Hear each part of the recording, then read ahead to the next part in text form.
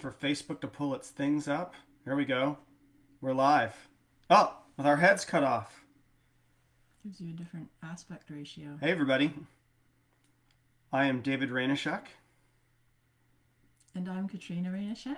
And we are the co-founders of JuiceFeasting.com. We are setting up Wednesday live Q&As for the next 2 weeks for everybody in the Juice Feasting community. And starting in May, these live Q&As, these Wednesday live Q&As are going to be for our members. So anybody who's a member of the Juice Feasting course, a Juice Feasting member, can come on and ask questions about their health or about anything regarding nutrition or about life improvement, conversations I have with my private clients every day. So it's great to be here and to have the opportunity to answer your questions. Again, this is our first week doing this. We haven't used Facebook Live before. Yeah, so I'm kind of looking around wondering So we're looking around to what's see happening. how this actually goes. Are we actually and, live? And we're live. And where we can see your questions coming in. So I am looking to see where your comments actually come in, because we haven't done this before. And if we don't see your comments right away, we'll start to answer some questions. We have written down some things that have come up just in private coaching consultations in the last few weeks. And so we've got some good stuff to talk about there. So if you're joining us but you don't have a question yet, we'll go over some exciting things there. We also have some announcements about, oh, there we go. We see somebody saying hello. All right, very good. This works. Of course it works.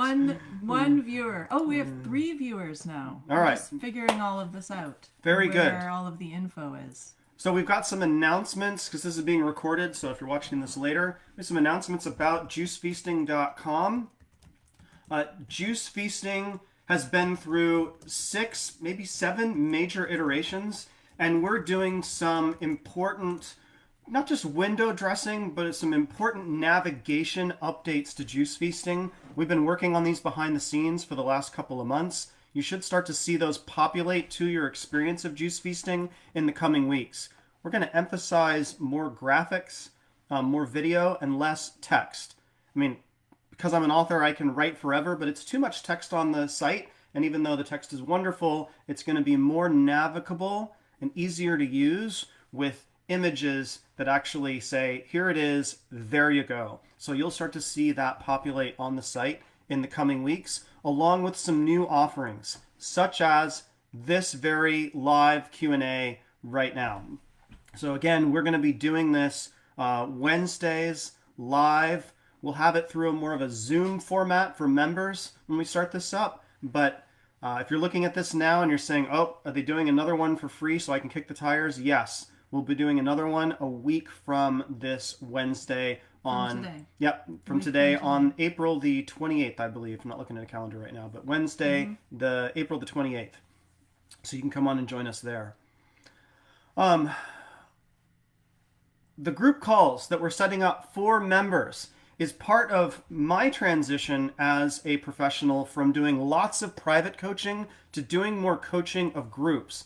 This is something that I did for years, working with Dr. Gabriel Cousins in Arizona at the Tree of Life. I love holding group forums. I do it for our coaches team. I'll do it for groups of clients that I'm coaching privately. But I've wanted to open those conversations up more to our Juice Feasting members.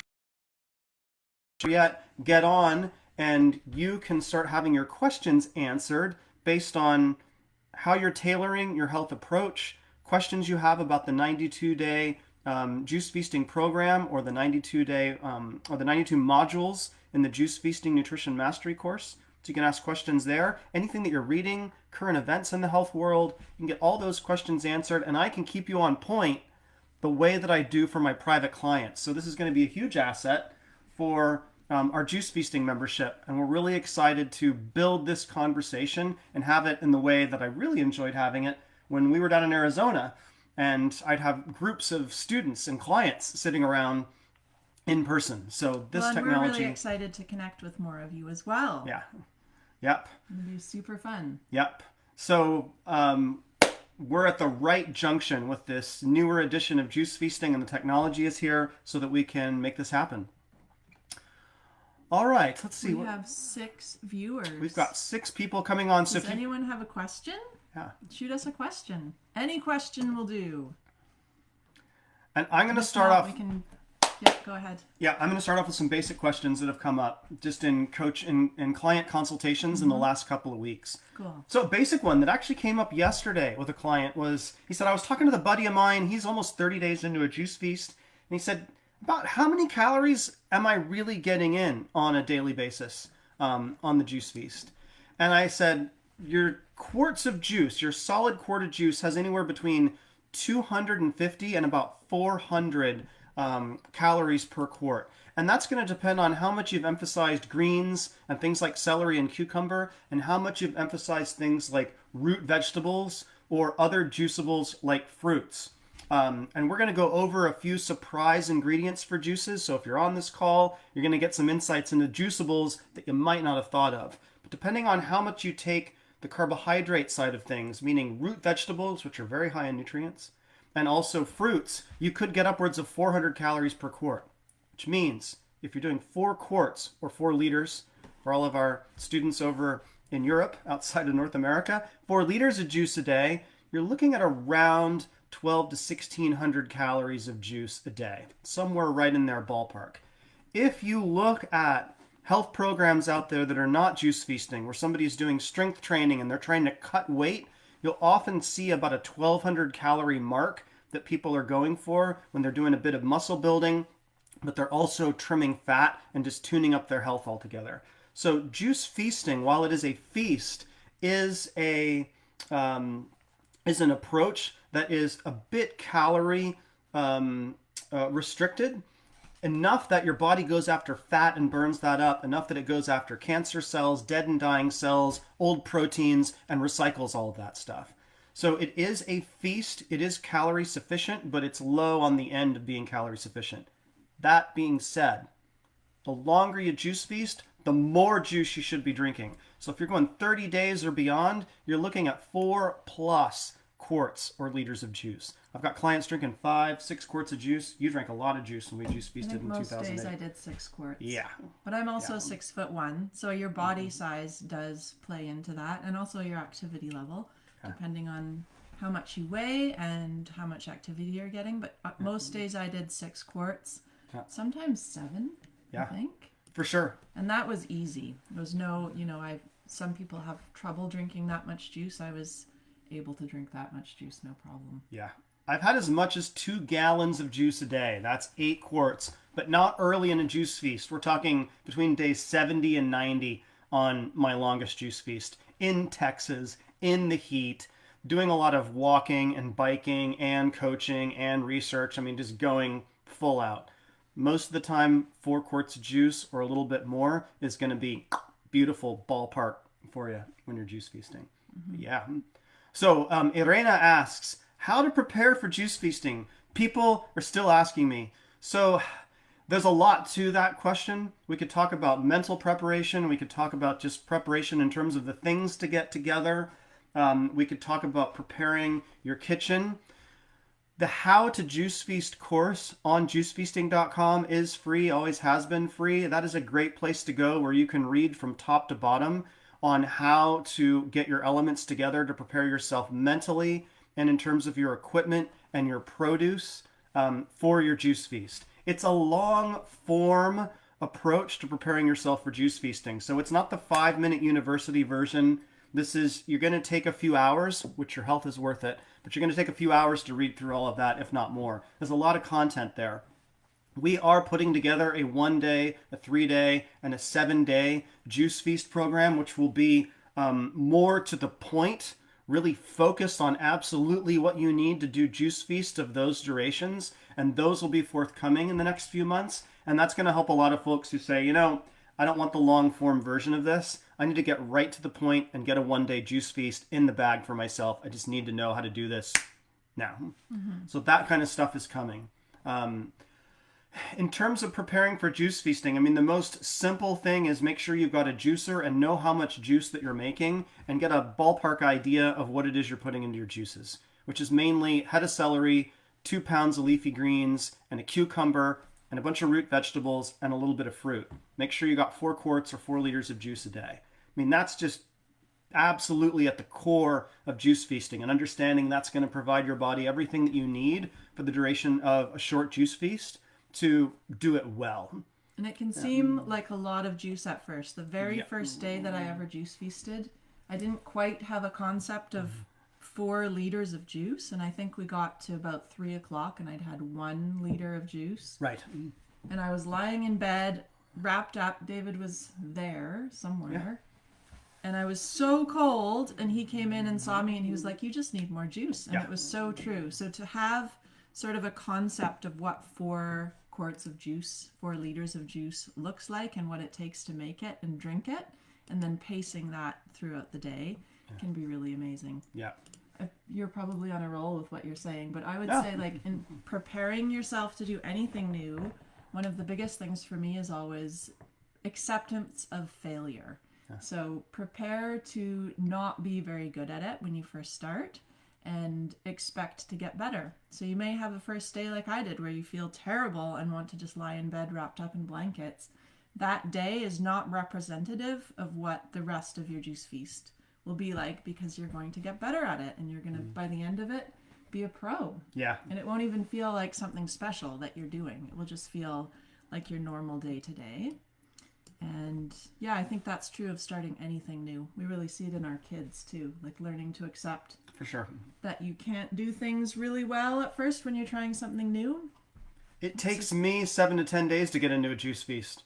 And that doesn't mean that I don't have my 4 quarts of juice down and I've got some fundamentals, but to really feel like I'm in the full swing of things. I'm like, yeah, I'm getting some walks in every day. I got that skin brushing done. Remember to do oil swishing in the morning. All the little things that I want to integrate into my juice feast to really feel like, all right, I've got a full body juice feast going here. And this is my regular thing now. I've got this down.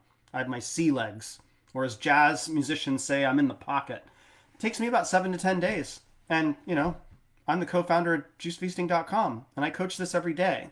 So it's just a new practice outside of your normal everyday, and it takes a few days to get into it. So to Katrina's point, give yourself some latitude. Go, yep, I'm improving things every day. And if I practice that constant and never-ending improvement, my juice feast is going to go phenomenally well. Yeah. The other thing we like to say about juice feasting is it's like Groundhog Day. So if you saw Groundhog Day with Bill Murray back in the 90s, he gets up in the same town every day for thousands of days, I think, if you do the math on it. But he's got to figure out how to do that one day really, really well. And that is the practice of juice feasting. You get up and you're like, here it is, a fresh new day. How well can I do this day? And you make slight improvements on the day before, and you become more experienced with juice feasting. So be patient with yourself. The arc of healing is long, and the arc of juice feasting can be long enough, sufficiently long enough for you to get better and better at it as time goes on. Yeah, great question. So we've got a question coming in here. Victoria Batenko, author of the book Green for Life, we know Victoria, says that fiber can absorb up to 16 times its own weight in toxins. If people are experiencing detox symptoms, it's only because they're not getting enough fiber sweeping poisons through their 20 meters of intestines. The enema only covers the colon. So is the enema insufficient, I think is what you're asking, or do we need that fiber so that we can properly detoxify? I like to say green vegetable juice is like liquid plumber. And so when we drink green vegetable juice and we remove the fiber from the equation for a period of time in a juice feast, the green vegetable juice gets assimilated a lot, but also it moves right on through the intestinal tract and out the other side. Juice feasting is designed top to bottom to diminish cleansing reactions and keep healing crises completely out of the picture. Cleansing reactions, I mean, I feel a little bit just kind of low, or a headache, or emotionally I'm off right now. These kinds of mild cleansing reactions are kept at a minimum with the practice of juice feasting. That being said, outside of a juice feast, fiber is incredibly important, and it does what you're talking about, which is it helps to move metabolic waste through the system. It actually slows the progression of food through your intestinal tract, and which sugars. helps you, and sugars, so it delays sugar getting into the bloodstream, which keeps your blood sugar more even. But it slows the progression of food through your digestive system so that you can absorb as many nutrients as possible out of your food. So long term, this is incredibly important. You know, it puts your colon to work. That peristaltic wave that you get when you feel like you need to go sit on the toilet or squat on the toilet. That peristaltic wave is partially dependent upon fiber that's in your food. So it is really important. One of the things that I'm going to be putting into the juice feasting approach on juicefeasting.com is the smoothie feasting approach. This is something that Victoria brought up when we were in conversation with her years ago when she was learning about juice feasting. She's like, well, you could smoothie feast too. It's like, absolutely, you can. So that is a slightly slower cleansing approach, but not by much. But it will slow down the process of cleansing just a little bit, which will help you to do it over a longer period of time. You'll also want to look into the 4 means to get your greens approach, which has lots of fiber in it. Salad, soup, smoothie, and juice. All those things with plenty of leafy greens in there. And except the juice, everything has lots of fiber in it. This is also a great cleansing approach if somebody's just getting into plant-based nutrition. If you've been on a McDiet or a Western diet for a long time, getting into a high green diet with plenty of fiber is really important.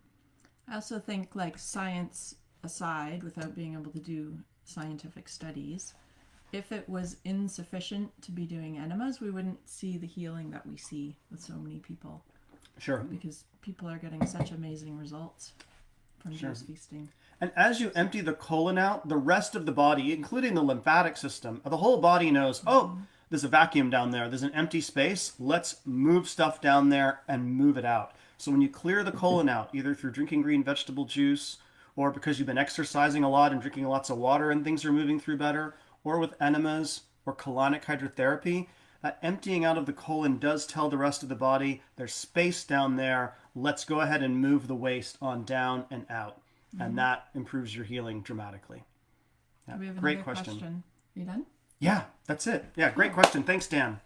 It's funny not being able to have like an immediate Oh, I know. back and forth. I wanna Because hear. it'd be great to hear from Dan if that answered his question. Yeah. So Dan, you can write us Hopefully back. we can figure out how to do this on video. We're going to be doing it on video. So See people's faces. But yeah. For all Juice Feasting members, we're going to do it on video. Yeah. What's the next question? what is your take on food/juice combining? Yeah. Food combining is a big topic for some. Yep, great question. For the most part, the most important thing that you're looking at is, great, Dan, yeah, you're welcome. The most important thing that you're looking at is your digestive fire. And experience has shown, and I got this from Dr. Cousins as well, and I worked as his research assistant and worked in the clinic in Arizona. Dr. Cousins said everybody over 40 that he had tested on their stomach acid production was at least slightly low in stomach acid production. This is something that we can improve. And when we improve stomach acid production, and when we improve the microbiome in our gut, the food combining issue for most of us, outside of something like Crohn's or some long-standing digestive distress or imbalance, for most of us, that will fix most issues regarding how we digest foods. Now, I'll make a couple of points on food combining here in a minute, but that's the most important thing. Are the probiotics in your gut healthy? Are you getting in enough alkaline minerals through salts, through things like celery or drinking green vegetable juice or eating leafy greens, for example, to help to alkalinize the small intestine, which is where we assimilate 90% of our nutrients? Do we have strong stomach acid? Strong stomach acid turns on the enzymes that break down proteins. Protein is a long chain of amino acids. Strong stomach acid activates enzymes that chop those protein chains up into individual amino acids, and then our body recombines all those amino acids into new proteins. If your stomach acid isn't strong, you won't digest proteins very well, and you get bloating. This is the case for a lot of us. And gas. You'll Well, get gas, you'll you get terrible uncomfortable, gas. right? And so this is the kind of thing that we don't want, and so we ask the food combining question. But the first question is, how can I strengthen my stomach acid? One of the things I wanted to bring up in today's question and answer has to do with my apple cider vinegar cocktail, as I call it. Apple cider vinegar cocktail is something that you can make and have any time of day, but it works really well before you have your big meals of the day, which would be either probably lunch or dinner. An apple cider vinegar cocktail is simple. You're making it in a small glass. You can also use it in the context of a juice feast if you want to do it. You absolutely instead of can. a juice. It Yeah. wouldn't replace a quart of juice, but No. it's really nice to have variety with teas and other drinks than juice. Small glass. Like this. You can drink it Don Draper style if you watched Mad Men. All right. So you're making a cocktail. 2 tablespoons of apple cider vinegar. A lemon. Juice of a lemon. Yeah, the juice of a lemon. Some stevia drops in there if you like that kind of thing. And you could add some ginger juice to this or turmeric juice if you wanted to. And then put it in a small like whiskey glass and just add just enough water on that, or maybe an ice cube. It's sweet. It's very acidic, but in a good way, so that the apple cider vinegar is about the same strength as the acid that's in your stomach. When you drink this and then sit down to have your meal, no matter what meal you're having along the spectrum of diet or how good your food combining is, you're going to digest and assimilate those nutrients better. So there's the first part of that question, is doing something like that. Go ahead. With those measurements, if you put it in the size of glass you just mentioned, it's going to be so strong. Yeah. I would take those measurements David just gave, the 2 tablespoons apple cider vinegar, juice of 1 lemon, and put it in a pint. Yeah. And then add water. Yeah. So top that off. You could even put that much in a quart or a liter of water, and it would still be delicious. And then I always love adding about that much ginger juiced, so juice of that much ginger, and also about that much turmeric root juiced, and it makes this gorgeous yellow spicy drink. I love it. It's amazing. You can make it hot or cold. You can add hot water in the winter, cold water and ice in the summer. For sure. The one little caveat on that: the more water that you add, the lighter the solution, and it won't strengthen your digestive fire quite as much. So if you've been bloating when you've been eating, no matter what it is that you're eating, make that a cocktail in a whiskey glass. Don't add much water to it and knock that thing back. Yeah. Woo! Nice and strong. But the stevia is going to help quite a bit, and really open up your mouth and just drink that back, or put a straw in there and drink it. But that apple cider vinegar cocktail is great for that. It also, when you're juice feasting, is a great cure for boredom. It's like, day in and day out, I'm having all these juices and doing all these things, and it's wonderful, but, what have you done for me lately? Can I have something different? The apple cider vinegar cocktail is where it's at. Is nice. You could have it in the evening at 8 p.m. That'd be just fine. I'll sit down sometimes when I'm doing a cleanse, and I'll just have that. When I'm water fasting, I'll sit down and I'll have an apple cider vinegar cocktail. It can work really well. So, on food combining itself. All right. Fruit and protein don't tend to go very well together. So that's an important one to look at. So if you've eaten a big protein meal, whether it's vegetable protein or animal protein, and then you followed up with a whole bunch of fruit, you may find that you bloat. If you do, you might want to have just the protein and then have fruit at a different time so that you don't get that issue with food combining. Okay? So that's an important one. But again, if you're like, it's so individual. Some people can eat everything mixed up and don't seem to have a problem. So it really is, like you said, strengthening your stomach acid. When it comes to juices, because we're talking about juice feasting here and food combining, melons don't tend to go well with a lot of other things. So, for example, you wouldn't do watermelon carrot juice. It won't go well. Watermelon mixes great with lemon or mint or blueberry or raspberry. Those kinds of things go really well together. The phrase melon alone or leave it alone is pretty good guidance overall. The other things that you're juicing, by and large, are not going to mismatch in any way. Any juiceable should really go well with every other juiceable. But melons, there's an exception. I don't do well personally. Of course, I had acid reflux for years and years. Of course, that was way back prior to me learning about live food nutrition. But I don't do well with carrots and orange together. I don't know what it is about that combination. So you do have to know yourself. You also don't do well with apple, so it's really just like not a big apple person. Paying attention to the way your body responds. Right. To all of those combinations. The final thing I'd say on food combining is and all of us have to do this investigation when we are upping our game in terms of our diet. Look to foods that may just be giving you digestive issues outside of any food combining considerations. Like I said, I don't sit down and eat an apple. I just don't do all that well with apple. I don't know why. It's just not my thing. But there's so many other things that are, so I'm fine. So look at how you respond to foods regardless. There may be a few things that you need to kick to the curb and then bring in something else. Rice is an example. I don't eat rice, but quinoa, I do great with it, right? So rice is like very, very seldom. I just don't digest it well. And there's not much in rice anyway. Quinoa, lots of protein, really easy to digest all the way through. And so that's my thing. Pineapple is also an amazing fruit to add to your green juices to help with digestion because the bromelain helps.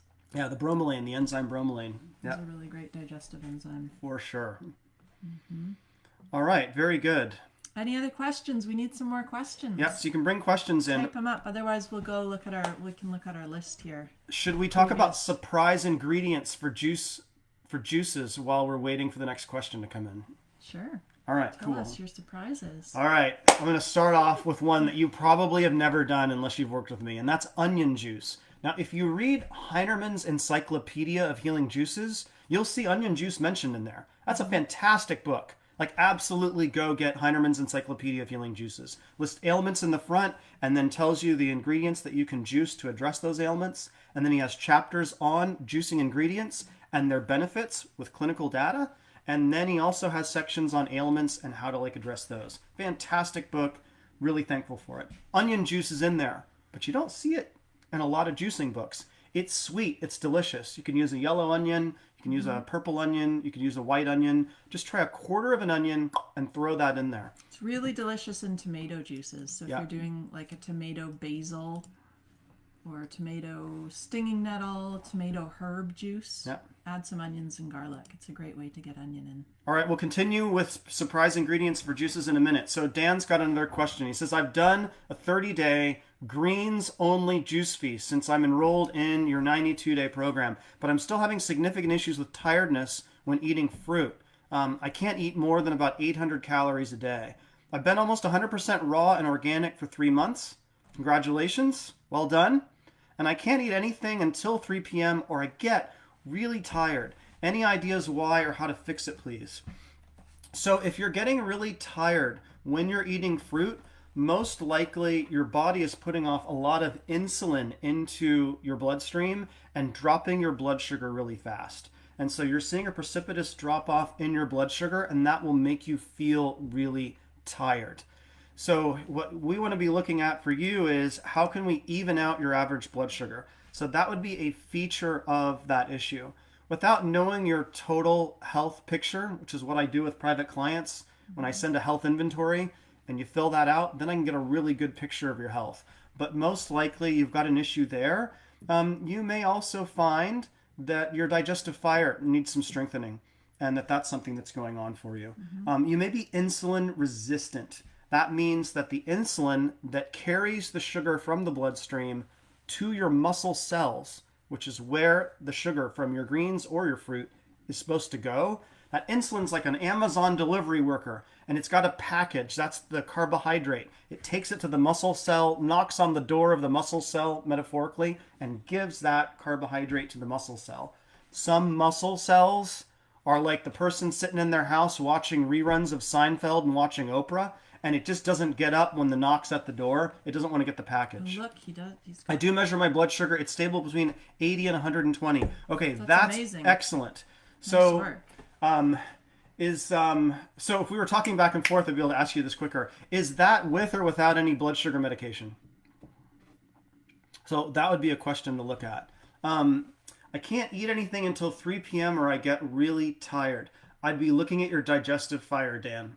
And the two main things, we've already talked about apple cider vinegar cocktails. I would look at getting that in. I would also look at sauerkraut, which you can be putting into your juice. Sauerkraut. The sauerkraut juice. So you can use sauerkraut juice, but you can also just take whole sauerkraut. Okay, great. So without any medications. So you can take whole sauerkraut and just dump a few tablespoons into your juicer or your blender that you're making your juices with, just like every other vegetable that you're juicing, and get the sauerkraut juice out. Sauerkraut, raw sauerkraut, has trillions of microorganisms, positive, healthy bacteria per tablespoon. Trillions per tablespoon. You can't get a better source of probiotics. Getting sauerkraut into your juices is going to help to reestablish the microflora in your gut, and most likely that's going to help with the tiredness issue. The other thing I would look into is adrenal fatigue, Dan.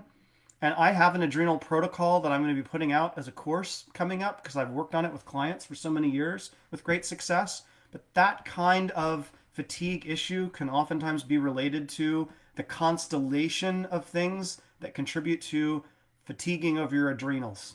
And I had this for years. It was before I found out about juice feasting. I had significant adrenal fatigue. And I too didn't feel like I could eat until 1 or 2 o'clock in the afternoon.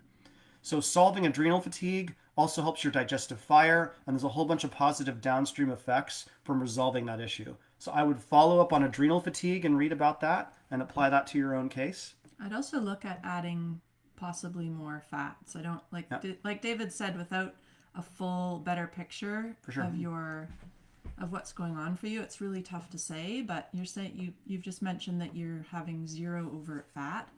I believe that fats are really, really important for overall health. I don't believe in the low fat, high fruit method for most people. Obviously, it works for some people sometimes, but I think if you're looking at the whole spectrum of people in the world, I think it's got a pretty low success rate. And I'd look into adding more really high quality, healthy fats, because they're also the sustained energy source. They will build up so many systems in your body that are good for not being tired. You can make your own sauerkraut, Dan. That's right. You want to make it with salt, though. So here's the thing with salt. Salt nourishes your adrenals. Your body takes in sea salt and breaks it into sodium and chloride, which are the 2 components of salt. The sodium is used to alkalinize the bile produced by your liver. It alkalinizes the small intestine. It does a number of things in the body. So that's the sodium part. The chloride actually nourishes your adrenals themselves. And the salt altogether calms your nervous system and helps you to hold on to nutrients better. Dr. Cousins and I had long conversations about salt because the natural hygiene community every few years will inject the salt or no salt conversation back into the overall health community, and everybody has to re-debate it. Dr. Cousins and I are on the same page on this, and this has not changed for me in almost 20 years of nutritional practice, personally and professionally. Salt is an essential thing for your health. So put the salt into your sauerkraut. That's my guidance. It was going to ground your adrenals and do the other things that we're talking about. Okay, so you said fat makes my liver hurt and I get yellow. I love fat, but I can't digest it. Okay, so definitely apple cider vinegar is going to be a great asset for you. Beyond that, it would be a matter of actually looking at your health inventory or getting more particular on your health in totality. But I'd start looking at apple cider vinegar to start with. The other thing that is going to help you is intermittent fasting, which is something that we may talk about on our Q&A session today. And doing some intermittent fasting is going to help your liver, if you have a fatty liver condition, to clear that out. That's really, really important. But just know, the juice feasting you're doing now is of immense benefit to your liver. Also, we have an entire day on the Juice Feasting Nutrition Mastery course, the 92-day course. We have a day on the liver. So if you haven't looked at that day yet, definitely check out the resources that are there. Yeah. Okay, if I eat celery, I get painful muscle cramps in the legs for some reason. Check on magnesium then, Dan. And the other thing, to Katrina's point, is fats. So at this point, I would look at integrating just a little bit of coconut oil. There was a client who came to the Tree of Life who was working with Dr. Cousins and the staff there, and he had 20% liver function left, and he said coconut oil was his lifesaver. He couldn't digest any other fat but coconut oil, and that was keeping him alive, basically, until he could restore liver function.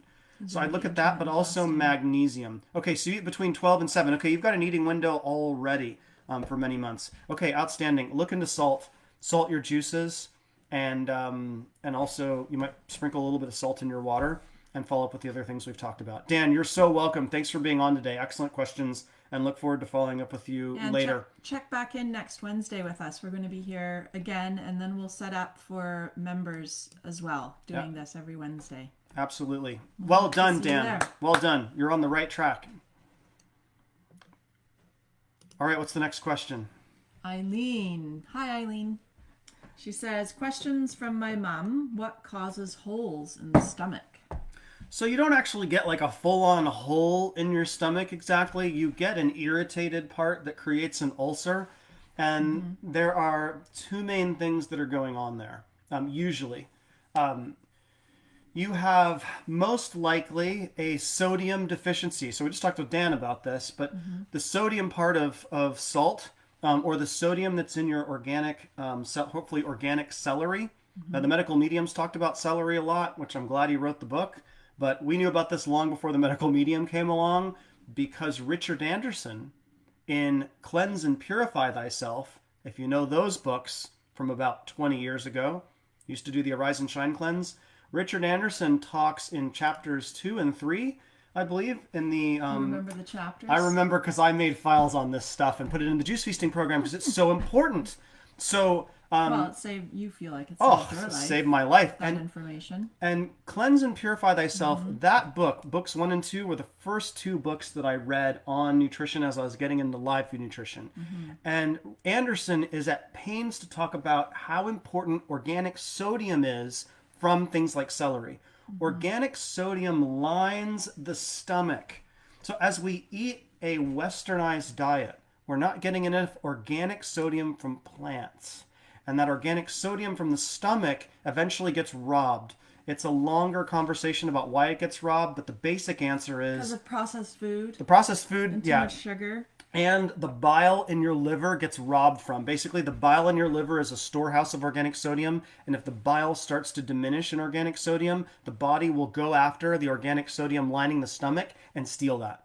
When that happens, your stomach loses its defenses, its alkaline defenses from the acid that's produced by the stomach itself. And that stomach wall, not having good alkaline defenses in the form of organic sodium, becomes sensitive. It becomes sensitive to the food you eat, and it becomes sensitive to the acid that it produces. And so your body in its wisdom will start to diminish stomach acid production to protect that sensitive stomach wall that doesn't have enough organic sodium in it. And then you don't digest proteins as well, which we talked about earlier, because protein digestion works when we have strong stomach acid, a strong fiery stomach that activates the enzymes that break down proteins. So if those proteins aren't getting digested in the stomach properly, they will aggravate that sensitive stomach lining. How do we get in the middle of this entire cycle? We start getting in organic sodium through things like celery. This is definitely what healed my liver, healed my intestinal tract, healed my stomach. I had acid reflux for years. So you have to build back up the defenses in the lining of the stomach. The other thing in combination with that is zinc. Zinc feeds the firefighter. Zinc feeds the parietal cells that line your stomach that actually make the stomach acid. As we get older, we don't assimilate nutrients as well. And we don't tend to get enough zinc into our diets. And when that zinc goes down in the lining of the stomach, the parietal cells, which need it to make that stomach acid, they just don't produce as much stomach acid anymore. And then you don't digest your protein as well, and that aggravates the lining of the stomach. And so we can get problems like that. Of course, you can get something like Helicobacter pylori. That's a whole other conversation, and there's plenty of great information out there online about Helicobacter pylori and how to heal that. So we won't reinvent the wheel on that. Just the pointing out instruction is go look at Helicobacter pylori if you think that that's an issue for you, or if you're even like, what's that? Go look it up. Helicobacter pylori. So those are some of the main reasons that you would get a quote-unquote hole in your stomach or have issues with the stomach. Okay? Yeah. And then healing that, definitely build up your sodium and also eliminate the foods that are causing that imbalance. Yeah. Soda is a huge one. I feel like we need to do a whole video series on how horrible soda pop is. Yeah, I'm not mystified as to why I developed acid reflux disease. Because when I was a kid in Houston, Texas, I poured straight sugar into my Coca-Cola. And now I run juicefeasting.com and eat an entirely different way. So there is an evolutionary process to your diet and to healing, but that kind of sugar, that level of sugar, not only fed candida, which will aggravate the stomach, but it greatly diminished the health of my stomach lining because there's phosphoric acid in there and high sugar, and you're diminishing things like zinc, and you're diminishing stomach acid production when you drink things like colas. All right, great. Thank you for the question. Excellent question. Next question. What have we got? From Sheila, can someone follow a 10-day water fast with a 20-day juice feast? Yes, that's an excellent question. So just to really be clear about that, can someone who's water fasted for 10 days, can they just follow that right up and go into a juice feast? My recommendation would be to close out a 10-day water fast with something other than green vegetable juice. I would go ahead and close out a water fast according to how your health professional has taught you how to do, or look up online the means by which you close out a 10-day water fast. And I would do that for a few days and then push the clutch in, shift gears, and go into a juice feast for 20 days if you want to. Part of the metabolic shift, a big metabolic shift that you're making from water fasting into what you're doing next, is moving from a fat burning metabolism into whatever's next, which might be more of a fat burning metabolism or it might be a carbohydrate approach. When you water fast, your body is taking the fat stored on your body and it's converting it into ketones. So a 10-day water fast, you're in ketosis. To move from that significant metabolic reality into a more carbohydrate metabolism, which is what juice feasting is, that'd be a pretty severe swing to make all at once. I'd advise you to eat, to close out a water fast with protein and fat specific foods that are lower on the glycemic index and get your body into that for a few days. Then start to put in more carbohydrate into the picture. And after you've settled on that for a few days, then go ahead and go into a juice feast at that point. As I said earlier in our Q&A today, the arc of health is long.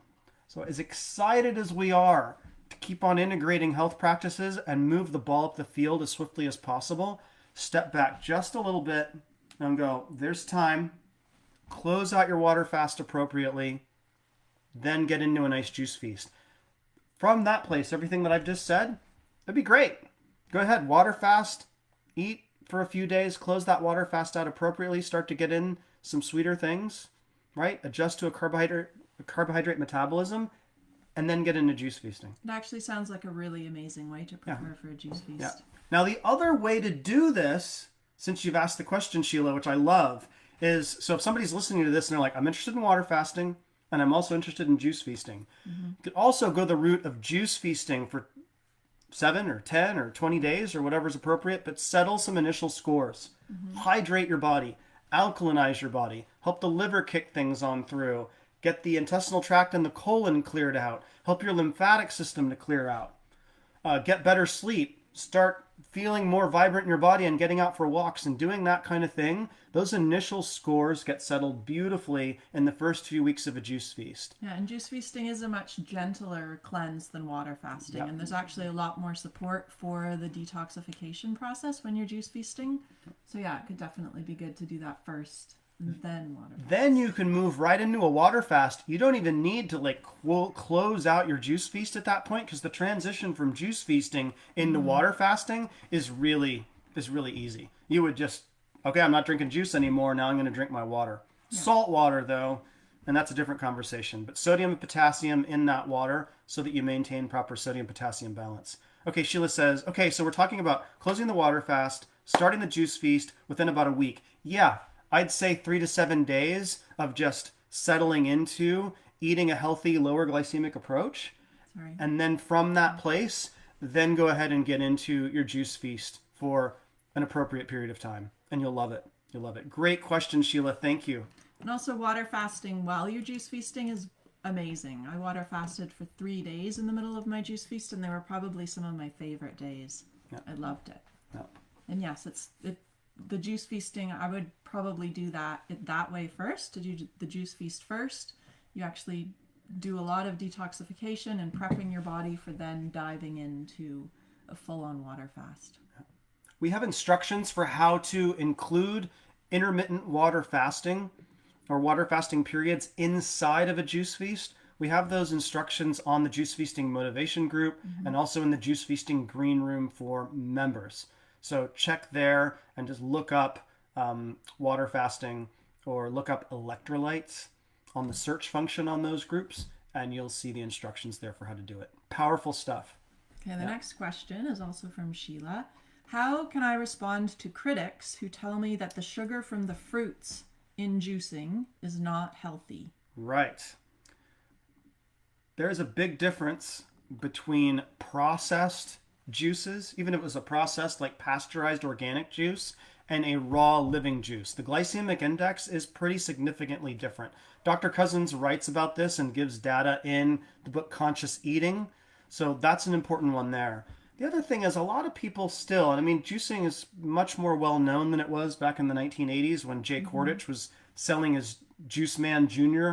at 1 o'clock in the morning on your TV if you were up in the middle of the night. Things have changed a lot. But still, many people think of juicing as juicing fruit juice. Because most Americans are buying boxed fruit juice at the grocery store and bringing that home. And that stuff is too sweet. It's really We sweet. never buy juices for our family because it's a much different thing. It's a much different beast than fresh juices that are coming in with all the enzymes, all the live vitamins and minerals. And yeah, even just notice how it feels in your body. Yeah. That's usually the best answer. And that was one of my favorite lessons from Victoria was when you have critics, rather than trying to defend yourself scientifically, one of the best ways to do it is to just communicate, my body is feeling really good doing this. And so I'm going to keep doing it and see how it goes. Emphasizing nutrient value in your juices is really important. So when we look at including fruits into our juices during a juice feast or putting fruits into smoothies outside of a juice feast, we're looking at that quart of juice or that quart of smoothie and saying, how many nutrients can I pack in here? We've gotten in trouble in Western society by eating high sugar, low nutrient foods. And high fat mixed in So together. if High I'm processed making... sugar, high fat. Sorry to interrupt. No, it's fine. So if I'm making up a pint or a quart of fruit juice, which I don't make quarts of fruit juice anymore, but I might make a pint of it. I look at that and I'm like, this is going to be delicious. But what else can I put in here, right, to improve the nutrient profile of this? Spirulina, chlorella, Vitamineral Green, Pure Synergy, Greens Plus, right? Could I even sprinkle some sea vegetable in here? Or could I also juice a rib of celery into this, right? How many nutrients can I pack into this fruit juice, which I'm going to love, but I don't want it to be high sweet and really low nutrient, right? So the dynamic range of nutrients is what we're looking for in a fruit juice. When you're making your green vegetable juice on a juice feast, you've got a dynamic range of nutrients that's in that green vegetable juice, and you've got some fruit in there to make it taste sweeter and to get some of the phytonutrients that are specific to fruit. I'll provide right now the 5 fruits that I tend to advise my private clients to use when they're making their green vegetable juice on a juice feast. And you can buy all these things frozen, then put them in a bowl with a lid on it at night and let them thaw. And in the morning, you can pour them into your juicer or into a nut milk bag and just squeeze the juice out. And these 5 things are blueberries, raspberries, strawberries, blackberries, and cherries. Blueberries, raspberries, strawberries, blackberries, and cherries. You can get them at any Piggly Wiggly, Safeway, Kroger, supermarket, anywhere in North America. Whatever your grocery store is, you can find these things. Buy them frozen, bring them home. These are all designed by nature, basically, to freeze pretty well and maintain most of their nutrient value. Put any one or several of those into a bowl at night before you go to bed. Put a lid on it, not like a tea towel that'll drape down and suck up all the juice. And in the morning, it's all thawed. You can just pour them into a nut milk bag, squeeze that juice right out, and then add that to your green vegetable juice. Just delicious. So that's the way to juice those things. Blueberries, fresh blueberries are expensive, and they don't juice very well because they have so much pectin in them. So they make more of a jam. It doesn't really work well in the juicer. But frozen and then thawed, you'll get this clean juice that'll come right out of your blueberries. They also freeze in nature. In nature. Meaning they freeze on the bush and they actually become more, like the nutrients in them become more available. Yeah. I remember reading that a long time ago. Do you remember that? Yeah, that's right. Yeah. Yeah. So they actually are more accessible to our bodies after they've been frozen. Outstanding. All right, well, we're waiting for the next question to come in. Other surprise ingredients for your juices. Fennel is really good. So if you want to try that one out, there's some good organic sodium in fennel, but it also provides a really nice taste to your juice. Fresh. So nice and fresh. I had a client the other day tell me he made a fennel juice with cucumber and also tangerines. Oh, that'd be good. I've never made that before, but we've got the ingredients in the house and I'm going to try it out. So fennel's a good one. I had one I wanted to share. Yeah, please. My favorite surprise juice is grapefruit or pineapple with lots of fresh garlic. And so you can make, do you remember making grapefruit garlic juice? I remember. So good. And pineapple and garlic is also really good. if you're looking for all the amazing antiviral, antimicrobial benefits of garlic and you want to add it to your juices, that's a really delicious way. And you'd never think of grapefruit and garlic as being good together, but it's so good. I really, really love it. Nice. And garlic goes well in a lot of the juices that we make. And you might be surprised at how much garlic your body asks for or tolerates while you're juice feasting. So definitely consider that you one. are, Sheila, totally not a nut for loving lemon and lime. That's what makes a green juice. I feel like green juice without lemon, lime, and ginger falls a bit flat. Yeah. Like as soon as you add one of or all of those three things, certainly lemon and ginger or lime and ginger, to any of your juices, it just adds so much to it. They're so good for you too. Note on adding lime and lemon though. If you're making your juices the night before, don't add the lemon or the lime the night before. This is also true of pineapple. It will cause your juice, and pineapple will do this too. It'll cause your juices to separate.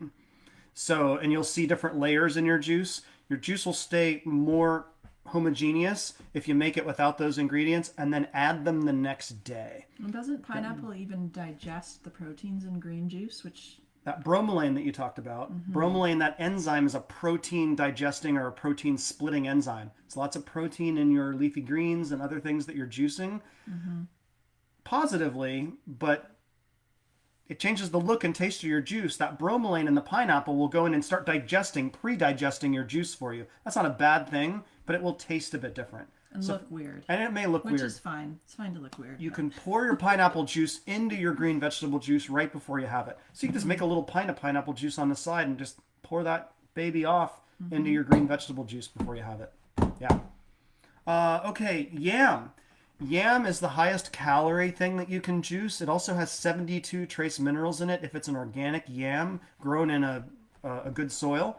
So it almost qualifies as a superfood. It's very grounding to the system. We like to say that root vegetables grow in the ground, and they are very grounding, meaning that as a person, when you have those things, you just feel nice and even. You're just fine. Not lots of cravings. Your mind isn't all over the place. You just feel like a person. You just feel good. So yam is excellent. Parsnip is another one. Yeah. Our kids love this. You can make yam juice and pretend it's pumpkin juice, and if they're Harry Potter fans, they'll really love it. And it's so good too. Yam, carrot, and cinnamon together. And of course, you could put a bunch of other things in there, but yam and carrot and cinnamon can be really delicious. Yeah. Parsnip tastes snappy. I believe that word's an onomatopoeia. It's something that sounds like what it actually is. Parsnip adds a really snappy taste. Big, long, white, carroty looking thing. Huge. Get those at the grocery store and juice those up. Jerusalem artichoke, otherwise known as sunchokes. The diabetic community is really on to these now. When I first started juicing back in the early 2000s, you could find Jerusalem artichokes easily at a Whole Foods market.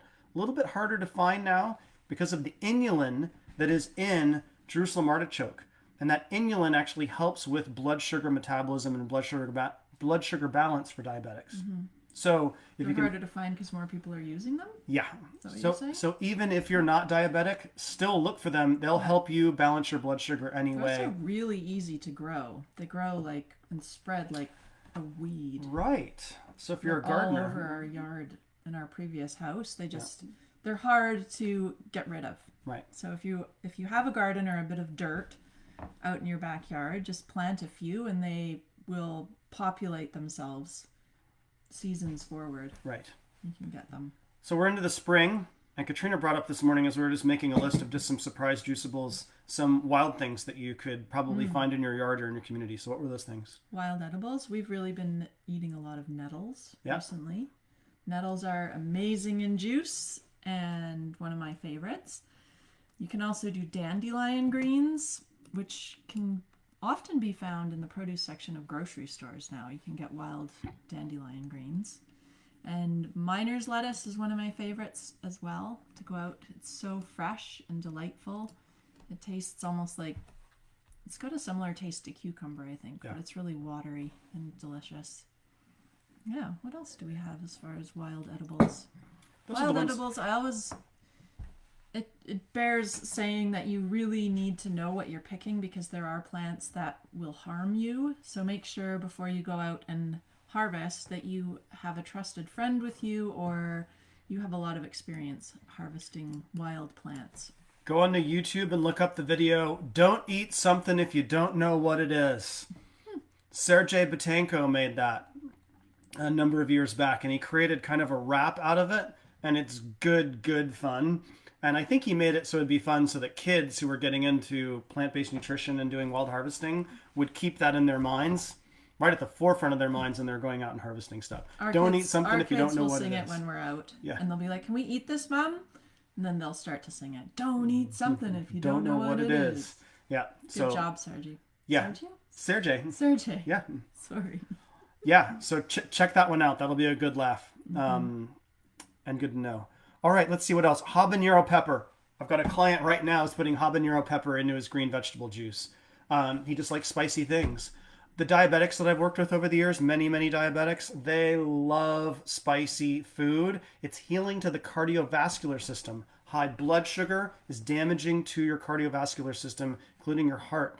And cayenne, habanero pepper, things like that can help to heal the lining of the cardiovascular system and even improve the function of the heart. Actually, the heart rhythm or how strong it's able to beat.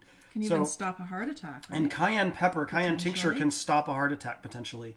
So habanero pepper or cayenne, you can put these things in your juice, give them a try. Yeah. Salt. Now, we put salt into our juices at the Tree of Life Rejuvenation Center because it was in the desert and people were fasting. Salt is also excellent even if you live in a cold, damp environment and you're juicing midwinter. Sprinkle some salt into your juices. When you're juice feasting, if you are craving something like potato chips and you're like, what is going on? Oh, the humanity. Oh, I would kill for a bag of potato chips or some other salty thing or a pizza. You're probably craving salt. So get some salt into your juice. One of the great things about juice feasting is you're tapping back into your body and the messages it's giving you. And you can honor those messages and say, okay, I'm craving something that it's not what I'm having right now, but body, I believe you. I believe that you really are craving potato chips. All right, what are the elements there? How can I get them in the paradigm that I'm working with right now? I'm juice feasting and healing my body. Salt would be the number one. Right behind that would be fats. If you're more than a week to 14 days into your juice feast and you're craving something like potato chips or pizza, maybe a fat craving. Check out coconut oil. Check out hemp oil. Look on the shop on Juice Feasting and look at the DHA and EPA supplement that we've got listed on there. Get those omega-3 fats in. While you're juice feasting. While you're juice feasting. Yeah. So 1 tablespoon? Yeah, a couple of tablespoons. In some cases, 3 or 4 tablespoons of fat a day, depending on your health history, whether you're a man or a woman, depending on your age. But somewhere between 2 and 4 tablespoons of fat a day after a couple of weeks of juice feasting is a really strong choice. All right. And also, adding salt will often help mitigate hunger. Like if you're feeling really hungry, even after your juices, adding just a pinch of salt to a green juice can help with that feeling of hunger. Nice. And satiety. All right, the last one we've got on there, which we've already mentioned, is sauerkraut. Yeah, the sauerkraut juice. In fact, Eileen just came in and said, I love drinking sauerkraut juice when I was craving chips on my juice feast. Yes, indeed. So a chip craving can also be a craving for carbohydrates. It can be an imbalance in our gut that creates any kind of craving, actually. So when you take in sauerkraut, you're rebalancing your gut microflora, and that should even out excessive cravings and make you feel more even as a person. So sauerkraut into your juices. Just juice it like any other vegetable. I'll say this on... Juice the actual sauerkraut or just pour the juice off? So you take the actual whole sauerkraut and run it through your juicer or put it in your Vitamix like all your other produce and just juice the whole sauerkraut. When you get to the bottom of the jar, pour that juice off and drink it. Yeah, because you can also just drink the juice straight. You can. Delicious. Yep. Have a little shot of it. Yep. Companies now are actually just making bottles of raw sauerkraut juice. So if you find that, you can buy one of those and dump it into your juices. Our kids love it. They love it. Like they really also love kombucha, which we don't do very often, but we'll have it as a treat or for special occasions. But they love sauerkraut juice just as much. If I pour them up just a little jar of it, they'll drink it right down. They ask for it. It's so good. Yeah. And effervescent. The place to put sauerkraut in your mind, if you go to a restaurant, you're like, oh, there's the mustard, there's the ketchup, there's the salt, there's the pepper. Okay, in your mind, all those things kind of go in the same place. Put sauerkraut into that group. That's where to place sauerkraut. Like link that in. So when you make a meal, particularly lunch or dinner, you're best off saying, all right, I see the salt and the pepper there. Where's the sauerkraut? And put that down. Yeah. Particularly if you've had gut dysbiosis. Meaning it should be with every meal. It should be with every meal. It goes with everything except for fruit. And every time I say that, I go, sauerkraut and fruit. Food combining doesn't work. But for almost everything else, no matter where you are on the spectrum of diet, sauerkraut will go with almost every other meal. Yeah, you want to have it on your plate. Yeah. All right, Electrolytes. Electrolytes are awesome. We are at 11:30, so we have our hour coming up right now. Let's see if there's any other questions that come in, and then we will pause for the day, and we will see you all right here next Wednesday for the live Q&A on April the 28th. This has been fantastic. Really great questions today. Thank you all for coming on. So let's see if any other questions come up, and then we'll pause the call for the day. And we'll see you next Wednesday, the 28th. Awesome. All right. Beautiful. Thank you all for coming. Yes. So great to hopefully, we'll have this set up so that we can actually see your beautiful faces. Because right now it's just all these words popping up. So it'll be fun to see faces and actually have a bit of back and forth dialogue. For sure. But hopefully we'll see you next Wednesday and then onward beyond that as well. And we'll see you on Juice Feasting Motivation. For members, we'll see you in the Juice Feasting Green Room. If you have questions that come up during the week between now and then, please post them in the Motivation group or in the Green Room, and we'll answer your questions there, or we'll take those questions and we'll answer them in full when we meet next Wednesday for our group call. There will be a recording of this, unless we somehow don't do this right, but there should be a recording. It's our first time. Yeah. We're hoping it recorded it. We'll see you next week. Thank you, everybody. Thank you. Bye. Bye.